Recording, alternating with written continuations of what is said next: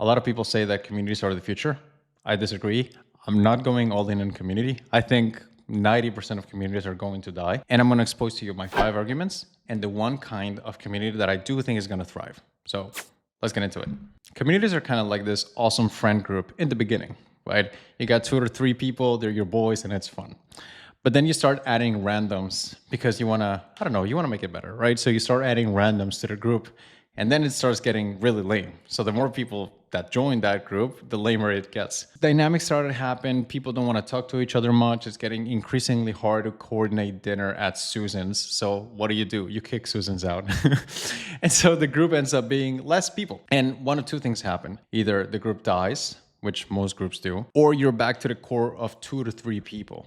And at that point, it's kind of hard to call it a community. I've ran and been part of a few communities in the past. All of them end up with 3 dynamics that make me pessimistic on the future of a community. The first one is that we join with the premise of everybody's going to learn from each other. It's going to be a group dynamic. What you find is that it's more of a get in line to ask a question to the main guy dynamic. Because you get on those group calls and what happens? It's rare that people share insights a lot with each other. It's just kind of people wait for somebody to ask their question and then they ask the question. And then it's like you're just like standing in line so the guy can just churn all of you guys' questions at the same time and not have to answer them later. Second is that some connections are made, which are cool, but it's only like 2, 3 people that you meet or that you're actually going to keep talking to. And then it's like, you can't call that a community. It's just 2 dudes. And the third is that people become stingy, they don't share much information because most of the people inside of that group are competitors. You join for a certain reason. You want an outcome. Everybody in the community wants that outcome too. And so people don't share as much information as we would wish them to be. And you shouldn't either, because like, why would you make your competition better for the sake of adding value to the community when you don't even get paid for that? Like, it doesn't really make sense.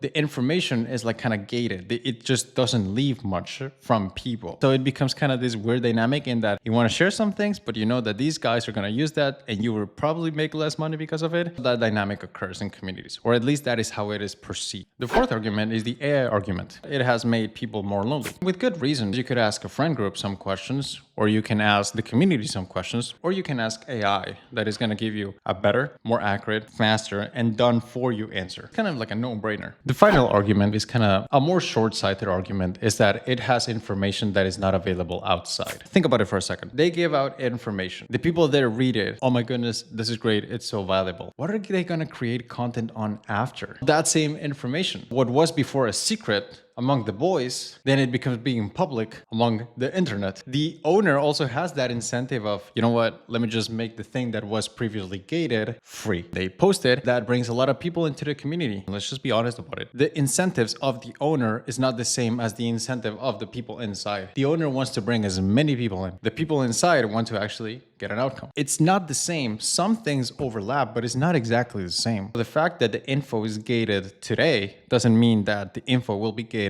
tomorrow. That is kind of a soft argument. I'll tell you which communities I do believe will actually thrive is the one that have legit and real walls, wealth kind communities, where you have to make a certain level of income in order to join, or location-based communities in which there is a legit wall to, if you don't live in this area, then it doesn't make sense for you to join. Those I do believe will thrive. The same reason why luxury country clubs or luxury gyms do thrive. A lot of the value of those is who doesn't get in. The people who will have the discipline to actually run those is going to be very few people.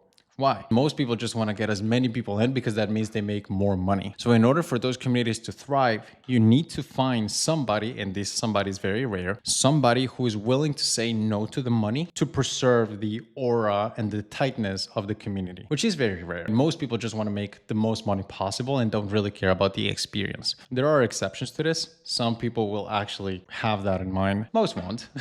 Most just want to grow their community. You're just a number to them. I don't run a community because I actually don't believe it is the future. I'd rather put everything into an AI. That's my argument on why I think communities are not the future and why I'm not going all in on them. If something like this resonates with you, now you know. Probably build something with AI rather than a community. Bye-bye.